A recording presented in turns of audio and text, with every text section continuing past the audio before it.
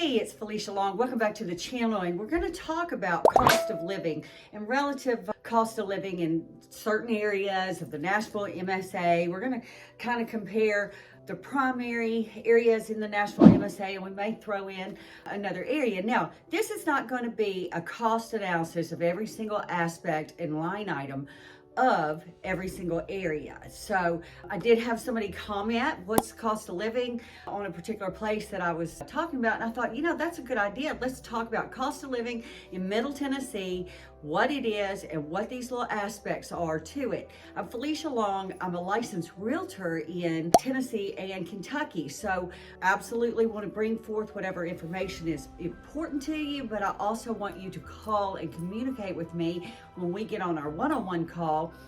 We can absolutely dive deeper into what is important to you, all things you, on that no pressure call. So definitely know that I want my video to be informational, but I definitely want you to understand that this is just a general overview, and I can't wait to get into it. So stick with me and we'll talk all about cost of living.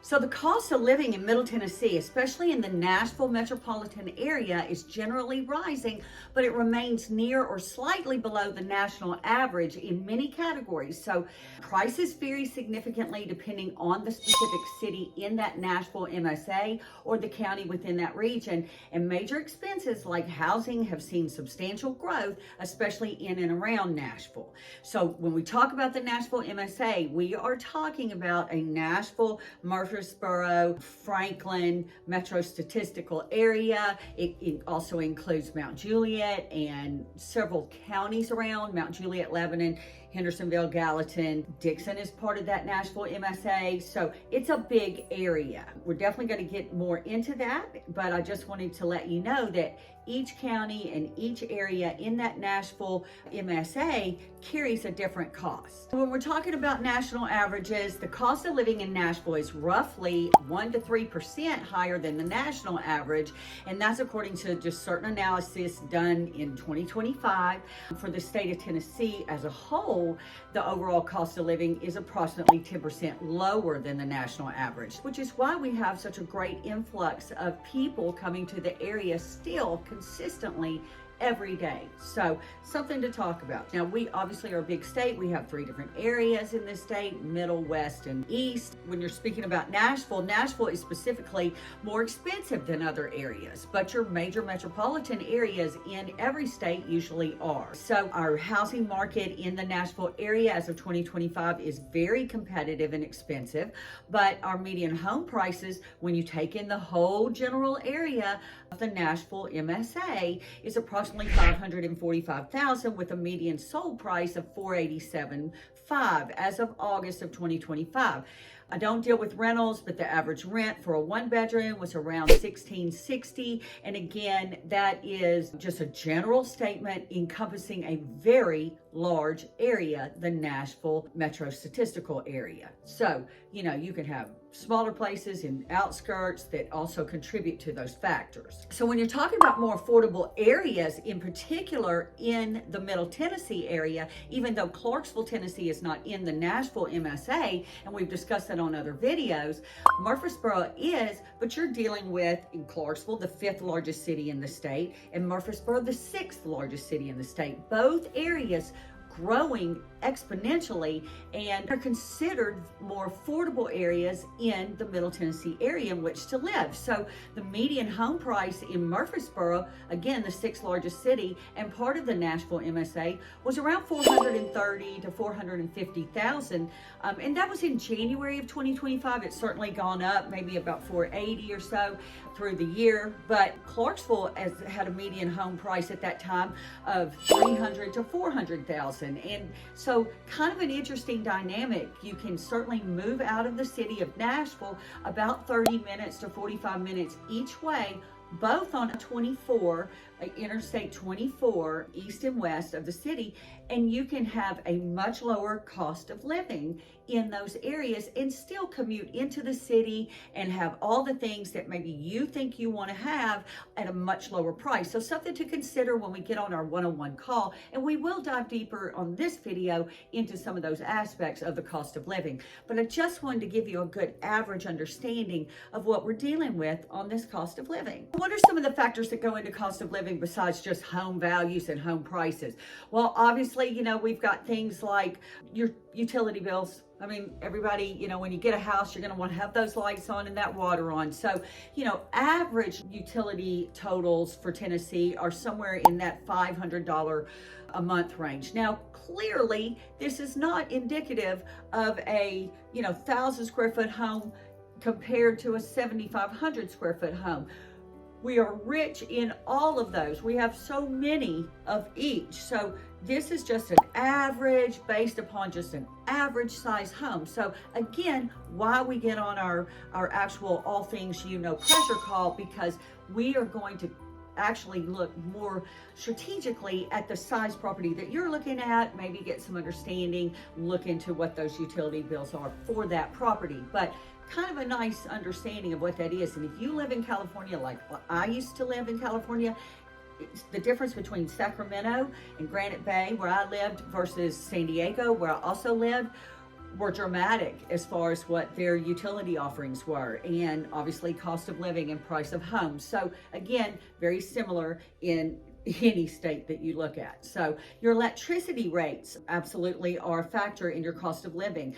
Your Tennessee Valley Authority keeps costs moderate through their monthly bills, and even though they can be higher than the national average, it might go up in the summer or in extreme heat situations, and it can certainly go up in extreme cold situations. But there will only be a couple of months for each one of those for your electric bills or utility bills to actually be dramatically higher, depending on things like, say, do you have a gas fireplace and in the winter you're using that the whole time, certain things like that. So standard cost of living understanding of what your consumption is based upon the utility that you are employing.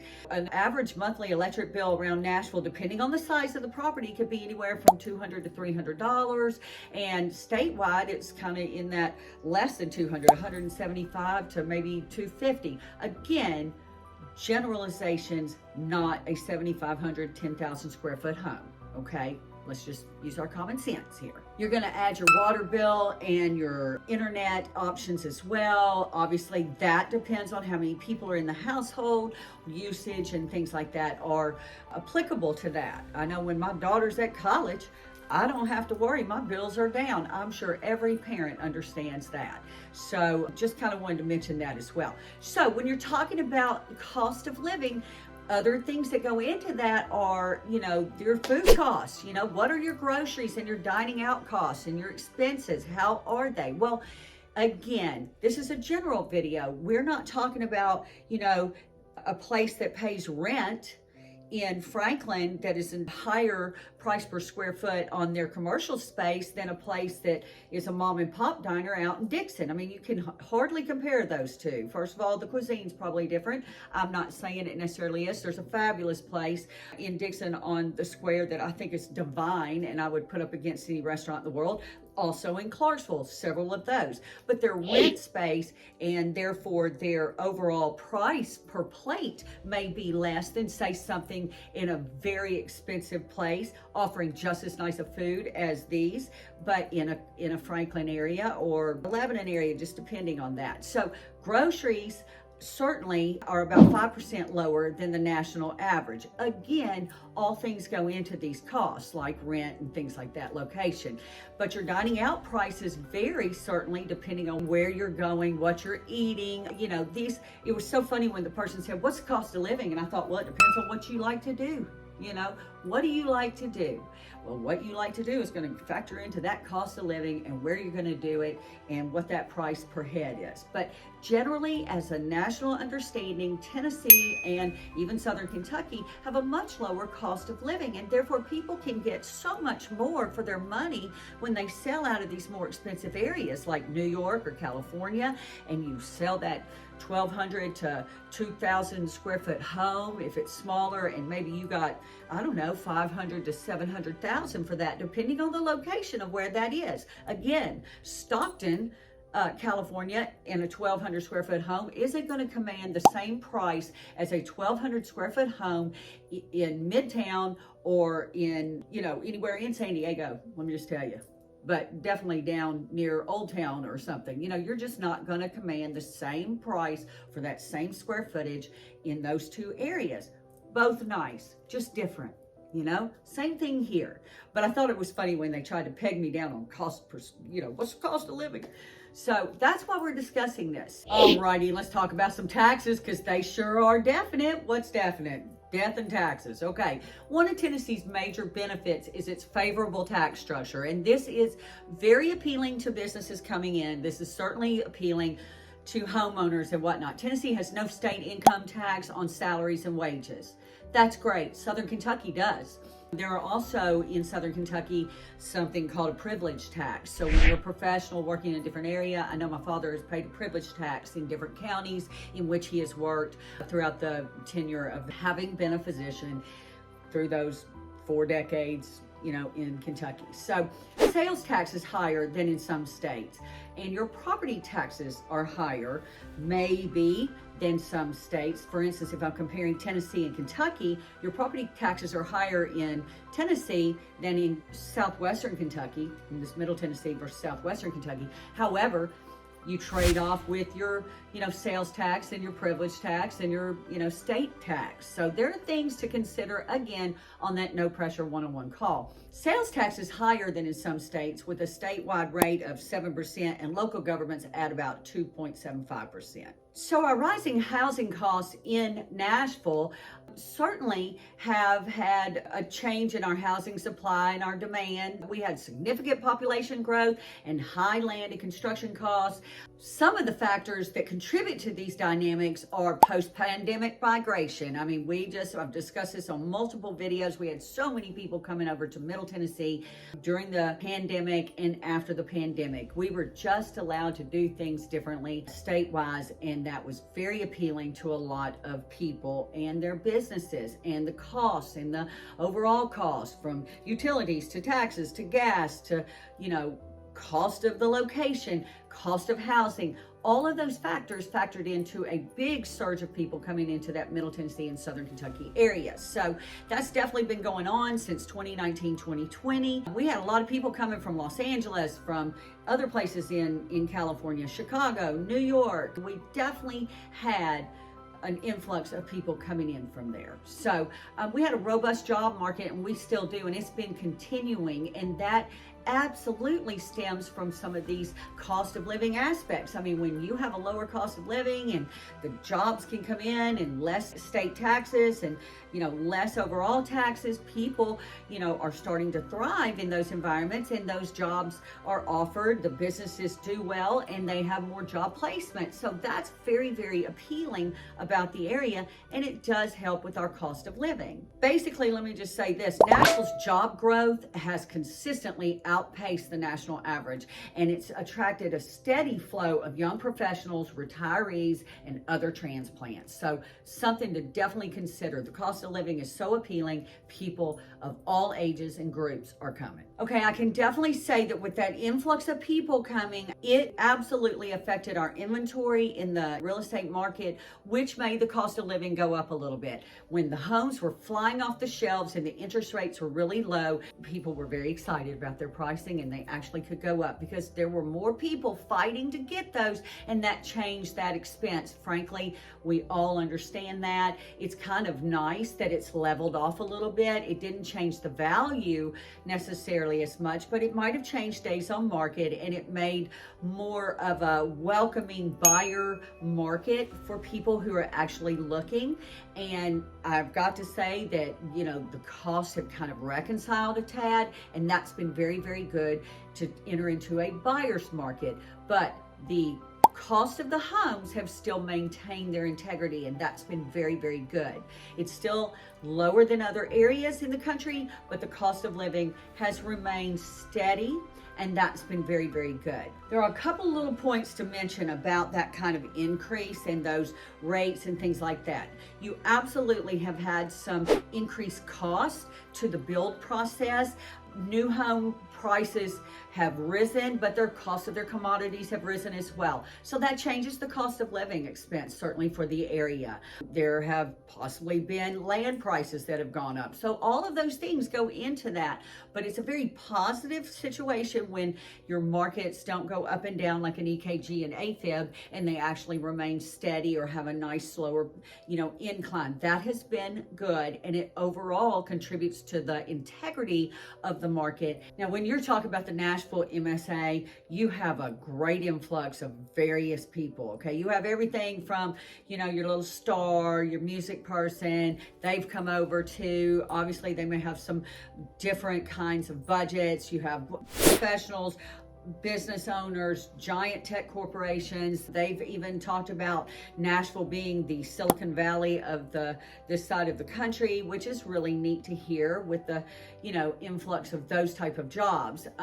People absolutely have higher income levels and housing budgets. So that's been very appealing. That certainly has changed the cost of living aspect for certain areas in the Middle Tennessee area. When you're talking about that suburban boom, let me definitely say that while Nashville overall, Nashville proper is very, very appealing on the various levels, there have been significant growth opportunities and aspects of 3 counties in particular: Rutherford, which is Murfreesboro; Wilson, which is Lebanon and Mount Juliet; and absolutely Montgomery County, which was twice named the #1 market in the country in which to buy for return on investment in 2019, and then in 2024 was named number 5 on a list of top 10 places in which to buy if you're a millennial. So Clarksville is Montgomery County, not in the Nashville MSA like the other 2, but absolutely an outlier, 35 to 45 minutes, just like Murfreesboro and just like Lebanon and that kind of thing.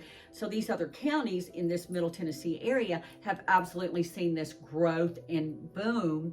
And so their cost of living, while lower than Nashville's, is still having a nice economic increase. And this speaks volumes to the opportunities to purchase and grow your real estate inventory, or perfect some of that opportunity to have some wealth through real estate, because they seem to be consistently leveling up. And I think that's very important to mention about this area. Okay, when you're talking about the major industries, and I've mentioned this on many videos, this contributes to the cost of living, but it also contributes to the growth and expansion of these areas. So we're not just talking Nashville, we're talking in the outskirts as well. But for healthcare and tech and manufacturing, Middle Tennessee and Tennessee and Southern Kentucky are known for this, okay? But in particular, Nashville is a hub for healthcare. So you have, and education as well. So let's don't even pretend. I mean, somebody told me, such and such is more than a college town. And I thought, yeah, but it is a college town. It has college in it, and that contributes to the economic development of the area because it's a major employer for the area. And it's consistently a major employer for the area. But when you're talking about healthcare, and you mentioned, HCA and Vanderbilt, Vanderbilt is obviously a university. You have other universities in Nashville in particular, but Vanderbilt's a very well-respected medical entity on its own, and that's wonderful, and it contributes to that economic development and opportunity, as well as HCA. Tech companies like Oracle and Amazon and TikTok and Meta have expanded their presence in the Middle Tennessee area and in Nashville. So expect that economic boom. The cost of living may change in the areas in which they reside. Oracle is coming into an area that has been predominantly less expensive in which to live. And that is a major plan for development in that area over the next, probably 10 years. But the truth is, things go up when things get renovated and when they get rehabbed and when they create new spaces. I mean, it just invites a different clientele and a different buying opportunity. So be prepared for that. but it's been a wonderful thing, and it also provides great job opportunities. We have manufacturing companies, definitely giving a strong manufacturing base. Companies like Bridgestone have a large footprint in the Nashville area, and we have a lot of corporate relocations. So businesses are attracted to this region because of our tax incentives and our growing workforce, which absolutely in turn draws more people to the area seeking job opportunities. If you do not want to deal with the rising, say, costs of the expenditures of living in Nashville proper or in the Nashville MSA, you can scoot on out within that MSA into smaller environments that may give you a better cost of living. Let me touch on a couple of those major corporations, those major players that are coming into the area, okay? They're gonna contribute to the cost of living, maybe getting a little more expensive, but they're also contributing to job and growth opportunities. It's just a wonderful thing, and that they think so much about the areas because of the tax structures and the opportunities here and the large population and diverse population that's coming in that can provide that workforce. So Oracle is a tech giant who announced in 2024, just like I mentioned a few minutes ago, that it's moving the world headquarters to Nashville, Tennessee, and it's building a $1.2 billion 70-acre campus on the city's East Bank, just like I said, in a currently lesser expensive area, and their goal is to create 8,500 jobs by 2030. So that's in what, 4.5 years? Not that far. We are in October 25, especially in 4 years. They want to have that expansion and have that opportunity. That's amazing. Amazon in 2018, the e-commerce giant absolutely announced new operations center of excellence in Nashville. And as of 2024, Amazon employs over 8,000 people in our area. So absolutely fabulous opportunity because of the cost of living and because of the overall expenditures. They would not move giant corporations to an area with massive tax implications that are going to constrict their opportunity to make money. So let's just face it, that's what business is all about. That's the American dream. Make money, own your property, pay less in taxes. Welcome to it. You have AllianceBernstein, which is a financial services firm, relocated its corporate offices and headquarters from New York City to Nashville in 2018, and it brought with it a large contingent of jobs, solidifying Nashville's growing financial tech and that whole scene. And In-N-Out Burger, which living on the West Coast I really miss, so I can't wait to get my double protein style. I'm so excited about this. I miss it. In-N-Out Burger is obviously the popular West Coast food chain, and it's expanding eastward. The first offices are in Middle Tennessee. The first restaurant is set to open in Franklin this year, 2025, and it's also building its Eastern Territory.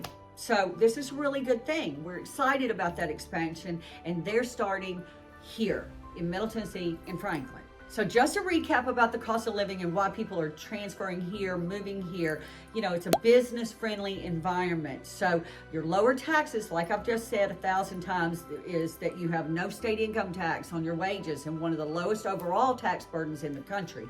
And so that can significantly lower the cost for both your businesses and the employees. Site Selection Magazine surveyed and gave and ranked Tennessee as one of the best states for business climate. That's huge. The city's supportive ecosystem and access to state and local incentives attract corporations to the area. I can say this, I've known this about our military bases as well, but when you're in the central area, you have a strategic location and infrastructure for disbursement of your materials, but you also have, same thing with the military, they can get to multiple places very quickly, thus having a large establishment nearby in Clarksville, actually in Kentucky, helps deploy for various reasons quickly.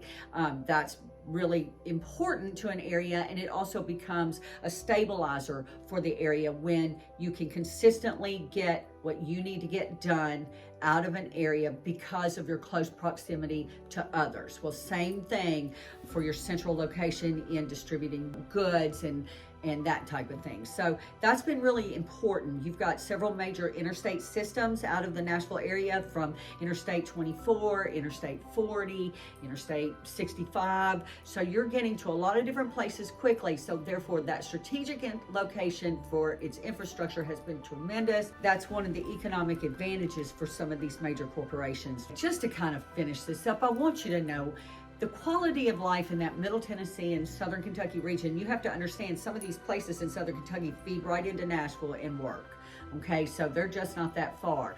You have a lower cost of living and your housing costs may be rising a little bit, but the overall cost of living remains lower than in many other major cities from which companies and their employees might be relocating. So absolutely, we have a giant influx of people in the surrounding areas of the Nashville MSA and the ones nearby, like the Clarksville, Huntsville MSA, that feed into and give these people a job pool. And people don't mind driving a little bit to maybe get away from that hustle and bustle. Maybe they don't want to live right in the city, but they want to have a little bit of land and they're only 20 to 30 minutes away from where they work.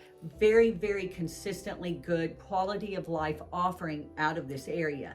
We have a vibrant culture. People are attracted to that. You want to let your hair down. Maybe you want to go into the city. You want to go play. We certainly have a robust, scene for that. We've got everything from that downtown music fun, Nashville, all things Nashville sports, Titans, pro this, pro that. We have a lot of fun in the Nashville area and certainly a lot to offer when it comes to tourism and things. So that keeps, things interesting. That keeps a good climate, a good influx of money coming in, which is wonderful. And, it's a world-renowned music scene, and that's true in our major areas all over Tennessee. I mean, we're known for music, from the blues to country to bluegrass. I mean, you've got a lot of genres represented. Rock, the birthplace of rock and roll.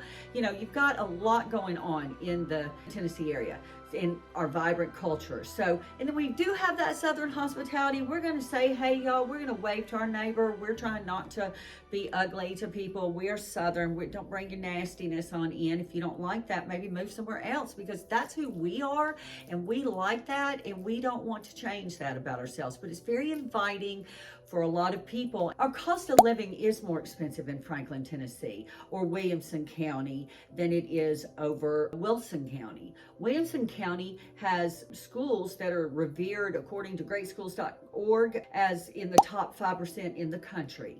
People like that. You have great big horse farms there. You have lots of different types of property that are sold at higher values. They just are. And then you go into Wilson County, which is revered also for their school system as being in the top 10% in the state and very well respected. And you have a lower cost per square foot over there, depending on the type of property. Then you can get all the way to, Rutherford County or Montgomery County, and you can compare again. 7,500 square foot home in Montgomery County could be $1 million to $2 million, and you could, and that's rare, but it has been seen, and that's unheard of in the Franklin area in Williamson County. Does that mean all of Williamson County has the same cost of living? No, it does not. It doesn't cost the same to live in Fairview as it does to live in Franklin. So again, we'll get on our one-on-one call. It's all things you. There's no pressure, but the best way to actually talk about what the cost of living is in this area is to actually define the area in which you want to live. So I hope this didn't confuse you. Welcome to the channel and thank you for watching. Just want to get on touch on some factors about the cost of living in Middle Tennessee, in the Nashville MSA versus some other MSAs, and help you understand those different and definite factors when it comes to the cost of living. So thanks so much for watching. Like and subscribe to the channel. And if you want to know what you really could qualify for, get on and tap on the links and talk to my lender. It's definitely ready for you. And until next week, see you next time.